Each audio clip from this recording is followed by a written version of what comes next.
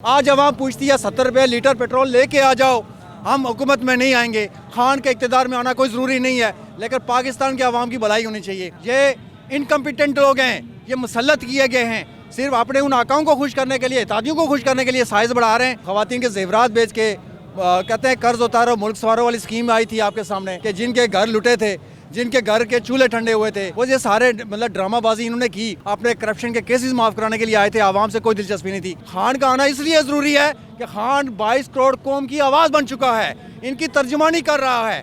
MYK news की videos देखने के लिए हमारा चैनल सब्सक्राइब कीजिए और बेल आइकॉन को क्लिक कीजिए ताकि आप हमारी आने वाली वीडियो से बाखबर रह सके।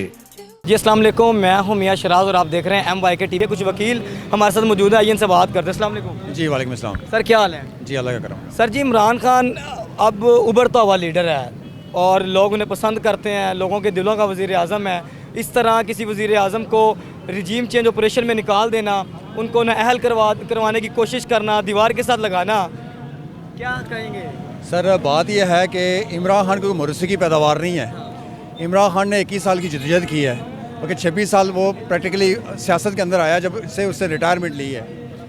जब से उसे पाकिस्तान के हालात देखें, यहाँ के जो मुर्सी सियासत परवान चढ़ी है, 3 ख़ानदान आए, उन ख़ानदानों की आपने रोदाद आपने पनामा केसेस के अंदर भी देखी होगी। जो कह रहे थे कि हम बहुत अमीर कभी घरानों से तल्लुक़ रखते हैं, वो 21 घरानों के अंदर भी फाल नहीं कर रहे थे।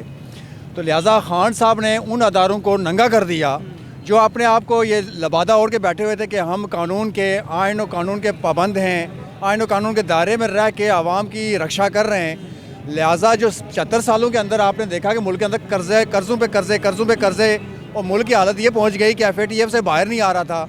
जब खान को 2018 में हुकूमत मिली, FATF के अंदर साबका गवर्नमेंट डाल के गई थी और 4.5 साल की जदोजहद के बाद अभी आगे जो है ना FATF से एक पॉइंट पे अभी रह गया है, वो जाके निकला है। लेकिन जब से रिजीम चेंज आई है, जब से मुल्क तरक्की करने पे गया, और रिजीम चेंज में समझता हूँ कि हमारे अदारे अपने हदूद के अंदर नहीं है। जब जैसे ही उन्होंने हदूद पलांगी और स्टेबलाइज जो गवर्नमेंट चल रही थी पॉलिटिकली, उसको डिस्टेबलाइज़ किया, आपकी माशियत डिस्टेबलाइज हो गई, आपका मुल्क नीचे सतह पे चला गया, महंगाई ऊपर आ गई। और ये जो कह रहे थे ये लाहौर के चैम्पियन कि यहाँ जी हम पाकिस्तान को जो है ना जी कपड़े बेच के सस्ता आटा प्रोवाइड करेंगे, पाकिस्तान के कर्जे उतारेंगे। दूसरी बात यहाँ के लोगों के जेवरात, ख़वातीन के जेवरात बेच के कहते हैं कर्ज उतारो, मुल्क सवारो वाली स्कीम आई थी आपके सामने। ये लाहौरिये बेहतर तौर पे जानते होंगे कि जिनके घर लुटे थे, जिनके घर के चूल्हे ठंडे हुए थे, सस्ता आटा, वो सस्ती रोटी, वो ये सारे मतलब ड्रामाबाजी इन्होंने की, और सिर्फ हुकूमत में आने के लिए 1150 अरब रुपये के अपने करप्शन के केसेस माफ़ कराने के लिए आए थे। आवाम से कोई दिलचस्पी नहीं थी। आज आवाम पूछती है 70 रुपये लीटर पेट्रोल लेके आ जाओ, हम हुकूमत में नहीं आएंगे। खान के इक़्तिदार में आना कोई ज़रूरी नहीं है, लेकिन पाकिस्तान के आवाम की भलाई होनी चाहिए। आपको भलाई होती हुई नज़र आ रही है। 150 रुपया पेट्रोल, लोगों को महंगाई की तरफ मार्च करके ये इस्लामाबाद गए थे, कहाँ पे टांगने वाले भी गए थे, फजलुर रहमान साहब भी गए थे। हमने जमहूरियत की पासदारी को कायम रखते हुए हमने इनका रास्ता नहीं रोका। हमने कहा इनका फंडामेंटल राइट है, इनको आना चाहिए। जैसे ही खान ने कॉल दी इस्लामाबाद आने के लिए, उस वक्त पंजाब की हुकूमत इनके पास थी। इन्होंने जिस तरह तशद्दुद किया 25 मई को, ये पूरी दुनिया गवाह है, ये पंजाब गवाह है, सिंध गवाह है, KPK गवाह है, और ख़ुद हम इस्लामाबाद के लोग गवाह हैं कि इन्होंने कर्फ्यू नाफिज़ कर दिया था। लेकिन हालात इस नैज पे पहुँचे कि इन्होंने मुल्क का पूरा हर अदारा नंगा करके रख दिया है।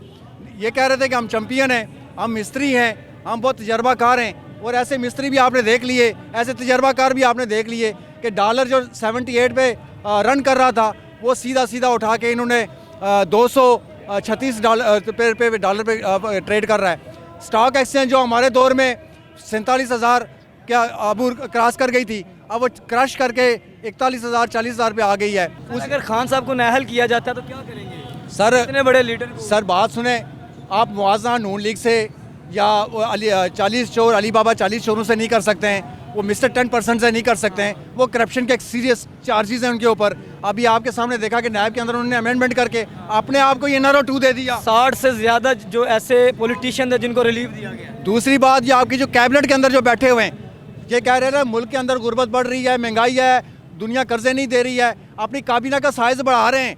इस तरफ देखा जाए टैक्स पेयर का पैसा ज़ाया कर रहे हैं।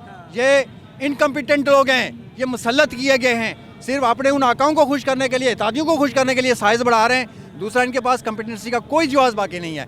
दूसरी बात बची कि आप ये कह रहे हैं जी कि खान का आना क्यों ज़रूरी है। खान का आना इसलिए ज़रूरी है कि खान 22 करोड़ कौम की आवाज़ बन चुका है, इनकी तर्जुमानी कर रहा है।